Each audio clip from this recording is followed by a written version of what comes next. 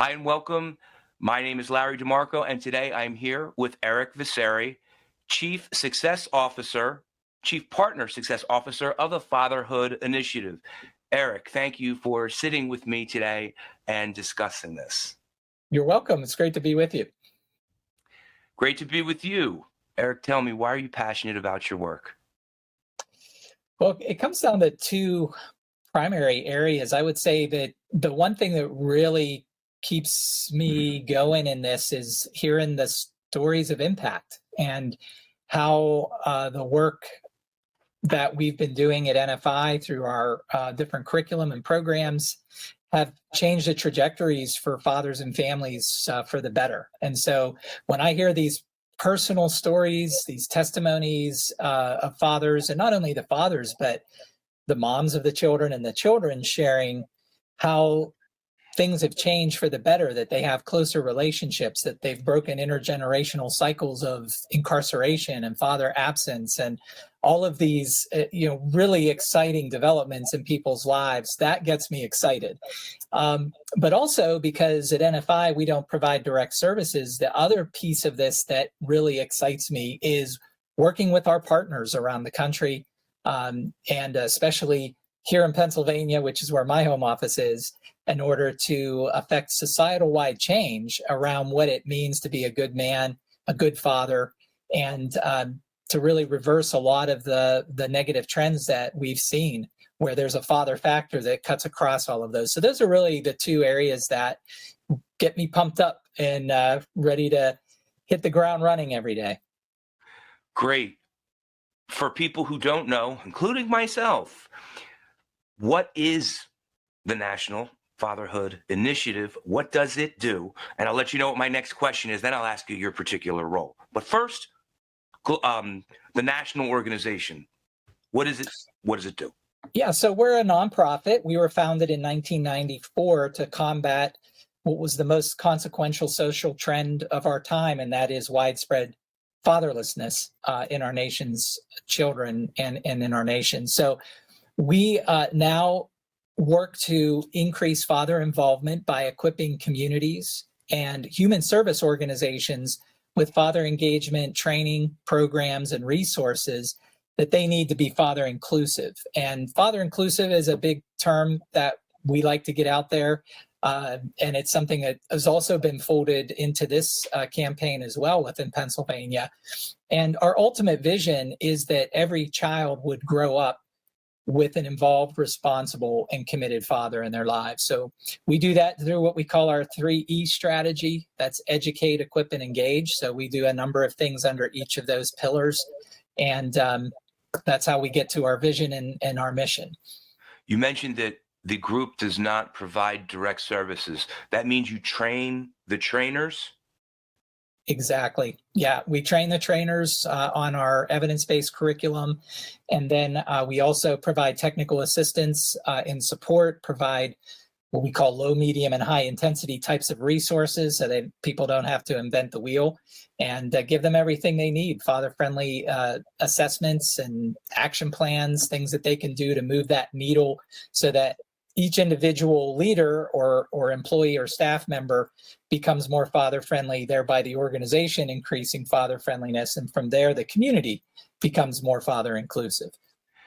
Is there a public list? And if there's not a public list, can you share some of the partner organizations that you train? Sure, absolutely. In addition to just one-off types of nonprofit agencies or organizations, we work on a larger scale with a lot of state departments, like Department of Children and Families, Department of Health. We do a lot of work with Department of Corrections around the country because we do have a program for incarcerated fathers.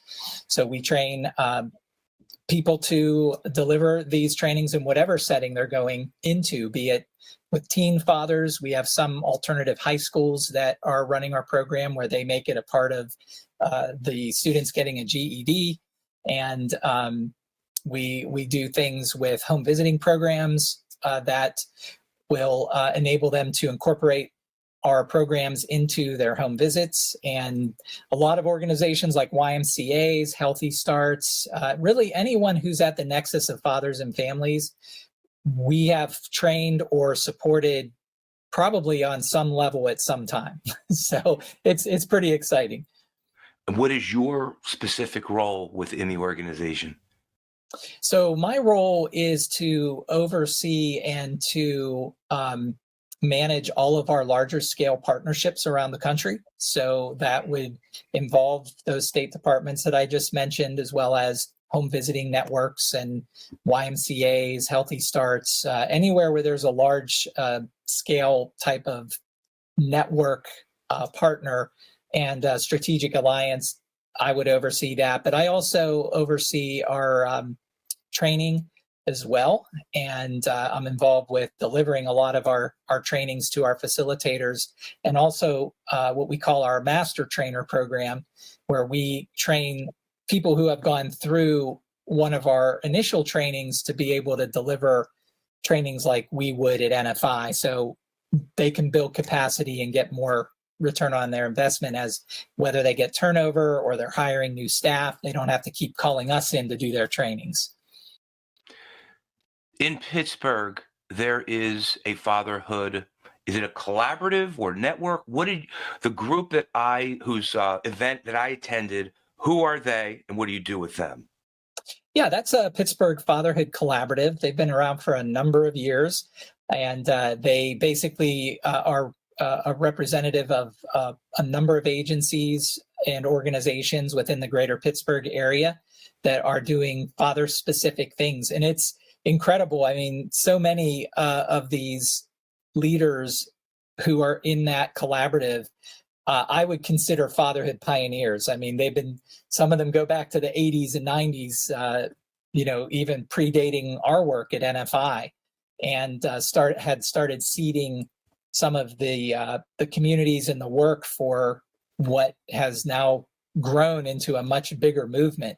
So it's really exciting to be a part of that. And my intersection with them a lot of times involves me training people from the collaborative organizations on our programs, because many of them are running either our 24/7 Dad or our Understanding Dad program or Fathering in 15.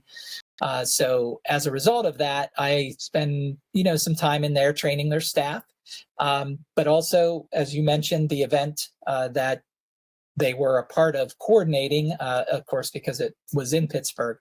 So in those types of events, I try to do what I can to fill any gaps that they might want to in terms of presentation or providing support or awareness to any of the attendees at those types of events as well.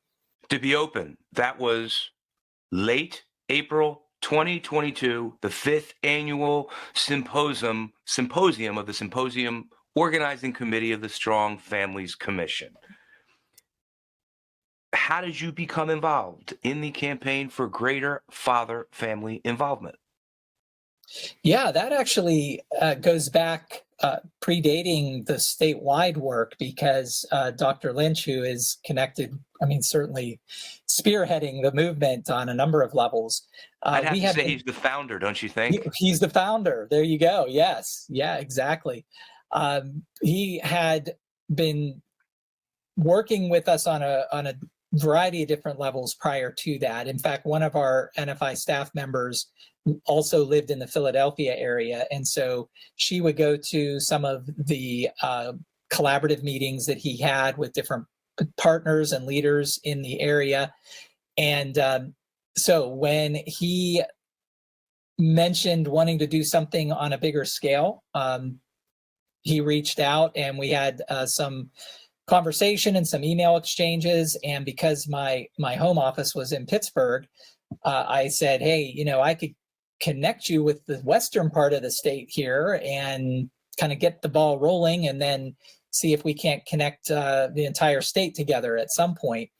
And so we explored that. We ended up working together to put together a meeting of some community leaders that represented some of the collaborative that we just talked about in Pittsburgh, but also some other leaders at that time. And I did some of the presentation on community mobilization, and Dr. Lynch did a number of I would call it vision casting, if you will, of what he was envisioning that could happen in the state around responsible fatherhood. And from there, really, they all took the ball and ran with it. So, as needed, if they reached out, anybody, connected with the campaign or the movement needed anything, I would try to provide whatever it was in that particular moment. But from that point on, it's really been, Dr. Lynch and the collaborative that was connected during those early stages that everything else exploded from. So it was exciting to see that move in that direction. I'm an attorney, and the law gives protected classes, traditionally minorities, ethnic, religious, people of old age, and women. However, you're part of a campaign for fatherhood. Why is there a need for such a campaign?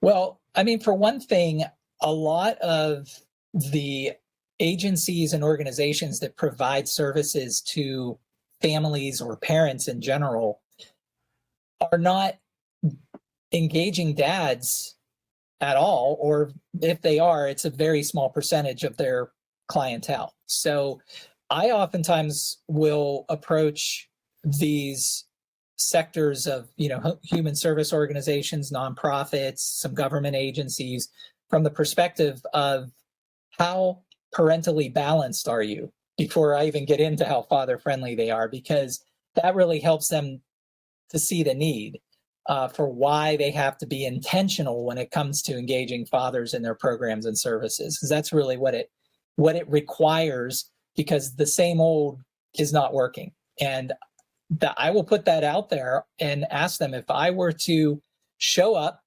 and be a fly on the wall in your programs and services, would I see approximately 50% moms and 50% dads partaking in those services? And it's like the deer in the headlights. They're like, oh, the light bulb goes on now. And they begin to understand where I'm going with this idea of parentally balanced. And then that leads me into father friendliness or father inclusivity. So, that's certainly one reason, but we don't have to look too far into the different sectors. Be it in the healthcare arena or in family courts, in the legal landscape of what's going on in the communities, even in the media.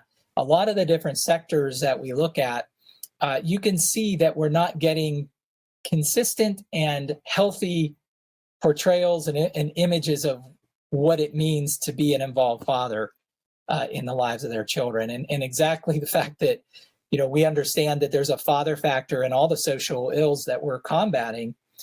You combined all of that together, and I'd say that, that all contributes to why we need to be doing this movement. What personal observations did you make, or experiences that you have and fathers that you met, that make you aware, in addition to the numbers that you just said, aware of the need for greater father-family involvement? Well, actually, I'd like to start with something a little bit broader that I've experienced. In fact, I've been with NFI for over 21 years now. So when I started in 2002, there was a Pennsylvania Fatherhood Initiative that Governor Ridge had initiated. And when he left office, so did the initiative. So that experience alone, to me, points us in the direction of where this commission and this campaign is already in a much healthier place to affect long-term change, because it's not connected to any one politician. And so that, to me, was something that burned into my my conscious and my subconscious, of something that we want to try to avoid in the future. Not that it's a bad thing if a governor or a mayor or whoever it is wants to start an initiative, as long as it is woven into the fabric of the, whether it's the funding stream or the awareness campaign, whatever it is, that it's not just solely connected to one person's identity. Because when that next person replaces he or she in that role or in that office, oftentimes that stuff, because it was identified with another politician, also gets eliminated, or at least the funds are sent into different places. So that was always a big eye opener for me, and something that I'm encouraged about this movement is the fact that we're not in that same boat. Comment if you could. You mentioned a politician, Governor Ridge, and then when he left office, a program that he started also left office. Governor Ridge being a Republican, and then Republicans being against usually social programs, entitlement programs, but then he leaves and the Democrats close down a Republican entitlement program. And it seems like that there is an actual conservative movement in favor of fatherhood, notwithstanding it's a social program. Do you see that too? Yeah, and what's really cool about the whole fatherhood movement really is that it's bipartisan. I mean, when we first started out at NFI, we were much more focused on advocacy and kind of getting fatherhood on the map on a national level, which it required us to create bipartisan task forces in the Senate and in the House, and we also had a bipartisan gubernatorial arm to that whole thing as well. So we had spent a lot of time on Capitol Hill for the early years of our conception at NFI. That was one of our primary focuses. So certainly on the political front, it was one thing that was actually more of a unifying type of issue, which we had not always seen, because, I mean, to your point, it is not necessarily something that, conservatives will jump on right away, but it is something that, because it was tied to the health and well-being of the country and the nation's families, it was like an equalizer. And so we did have a lot of success on the bipartisan front when it came to this issue. How did you advance the goals of the campaign? So, as I mentioned earlier, I think that it really providing the connecting tissue from where Dr. Lynch was on the East Coast, or on the east side of the state, to the western side of the state, and from there kind of filling in the middle. So my main contribution was that, really, it was connecting the dots across the state so that there could be some standardization, a common vision, and also the pooling of resources, because on both sides of the state there was some momentum, but there really had never been a catalyst to bring it all together. And again, the closest thing was the PA Fatherhood Initiative, but that dissolved after a couple of years after I started at NFI. So we were almost like back to ground zero. So creating the partnerships, connecting things that were going on, we knew were going on the eastern side with the western side. I think that was my primary contribution to the initiative. Is establishing this council, this advisory council, enough? There's going to be a report issued by the Joint Government Commission, but what more do you think, what more needs to be done, not only in government, but the society needs to do to strengthen the family unit and support the children along with fathers? Yeah, I think that really the next step that I would recommend putting out there is using something like our community mobilization approach, which is a 3-phase process. that mobilizes all sectors of society. And the reason I think it is a critical next step is because it's what systematizes everything, and it embeds it and weaves it into the backyards of all the local communities.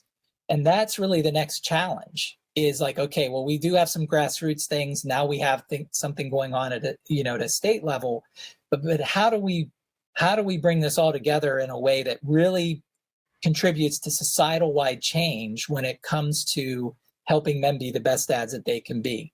And so I would hope that at some point we might be able to mirror some of the work that I've done, NFI has done. I've done a lot of it, but on behalf of NFI, in other states. So for example, in Ohio, there is an Ohio Commission on Fatherhood. They've used our 3-phase community mobilization approach to mobilize dozens of counties across the state. And their vision is to mobilize all 88 counties.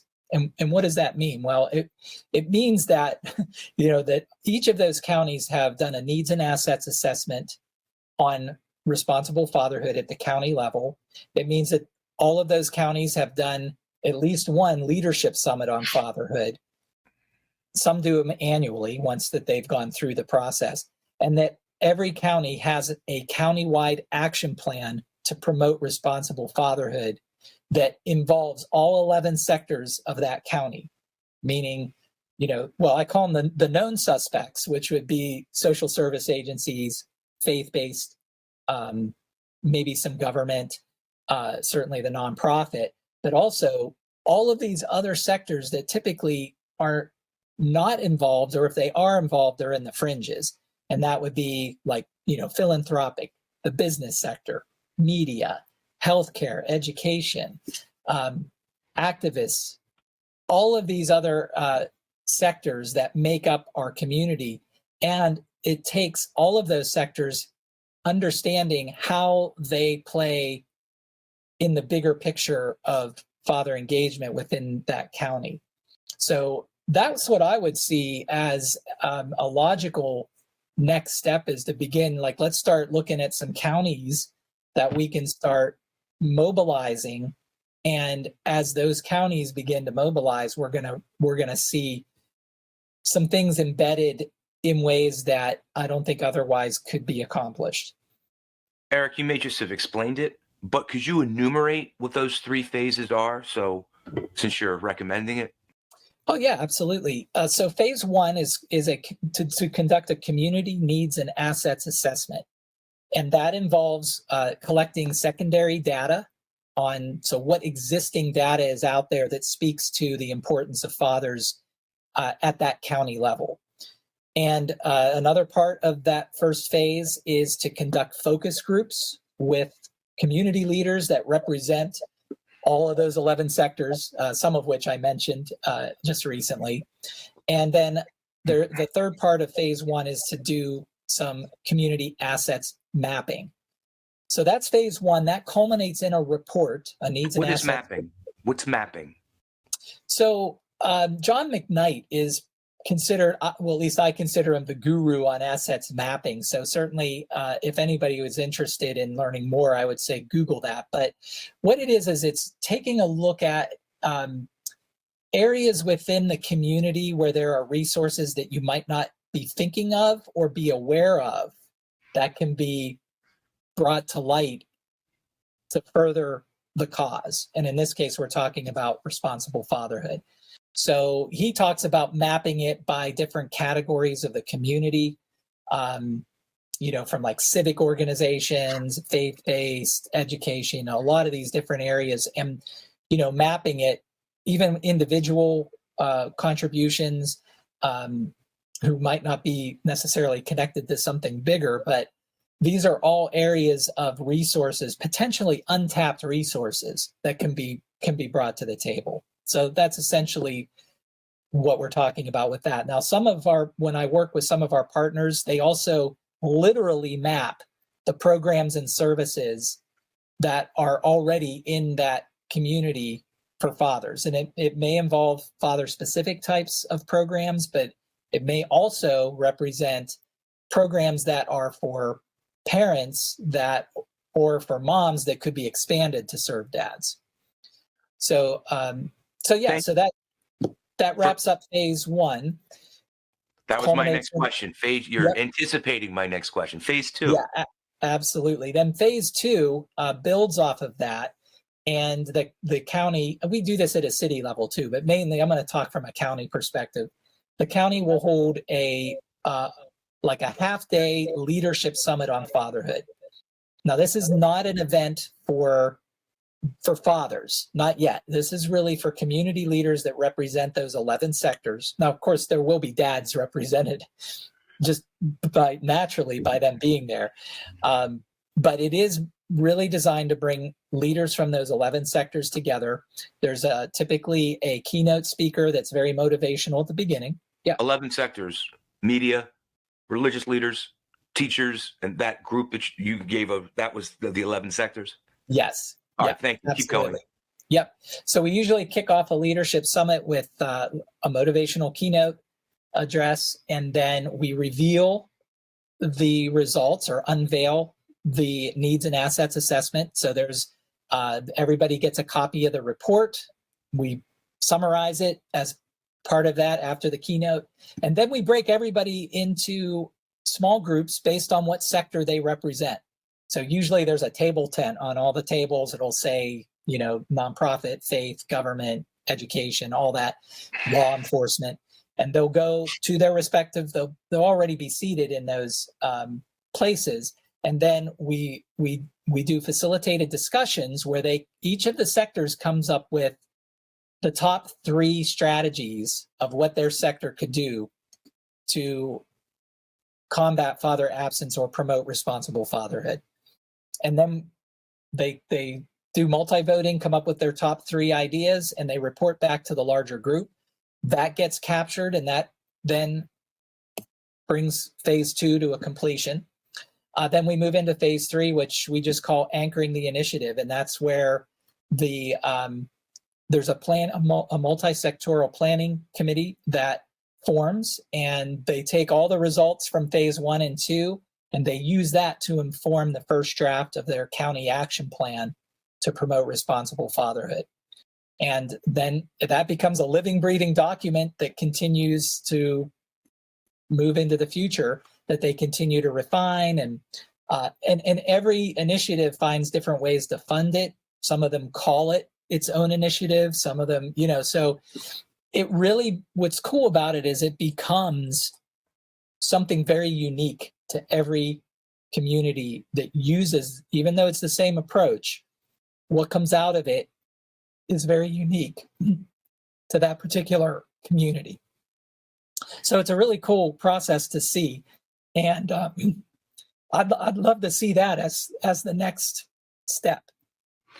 So we do have a report that's going to be issued by the Joint Government Commission with the participation of the advisory board. So after that report, when would you like to see that happen? Would the report be a roadmap for the 3 phase if you had your way? It would certainly get folded into it, but because the 3 phases ideally would be done at a county level, each county would be creating their own assessment, but they could be folding some of the information and data and recommendations from that report into what they're doing at the county level for sure. So yes, I would see it integrated potentially into what would be done at a county level across the state. So Erik, did I just hear a recommendation that you would want the Joint Government Commission to have, that we would want to notify the advisory committee to then suggest this to the Government Commission to put this action plan into place of those 3 phases? Absolutely. I think that would be the next step that would deepen this initiative into and root it more deeply into every community across the state. And it gives this a systematic way to accomplish that. And as we're watching in Ohio, we mobilized 12 counties in the first year, and now they're doing, depending, it varies from year to year, but Now I think they're doing anywhere like from 3 to 5 counties a year. So I think it's a doable model, and it's something that it's tangible because every community will have its own unique way of mobilizing all 11 sectors. Erik, we had an off-camera discussion. You told me what you're doing right now. It's so interesting. I'd love our viewers to hear about it. Where and what are you doing right now? Yeah, we just executed an agreement with the city of Baytown in Texas to do this community mobilization approach, the three-phase process. And what was interesting is the reason that they reached out to NFI was because the city had set aside quite a bit of funding to combat this overdose issue that they're having in their community, with the drug overdose. So they reached out and they didn't really know exactly what they wanted to do, but they knew that they wanted to get at the root cause of this and not just do a Band-Aid approach. So instead of using all that funding, for antidotes to offset the overdoses, which is to treat the symptoms instead of treating the symptom. Right. They wanted to get to the root cause. And of course, we know there's a father factor involved with increased drug use, drug activity, addiction. These are all things that research shows there's a father factor involved with that. So they're looking at trying to break this intergenerational cycle by helping men be the best dads that they can be. So in order to do that, we presented the community mobilization approach. They love it. We're now ramping up, getting ready to do this. And they are, again, looking at this as a preventative way to address an issue that would have really not solved anything long term. Where we're talking about, this intervention rather than prevention. So this has been an exciting development because I think it's an example of how community leaders are beginning to look at this issue as something that has an effect on these other issues that they're combating. Excellent. Erik, before I let you go, in the description portion of this video will be all the information on the Fatherhood Initiative, the National Fatherhood Initiative, and anywhere that anything that you would want people to know in Pennsylvania. But for people who are exercising and listening to this on their headset or driving in the car, could you verbally tell us how we can learn more about the National Fatherhood Initiative? Sure. Yeah, the easiest way is just get to the website. It's fatherhood.org.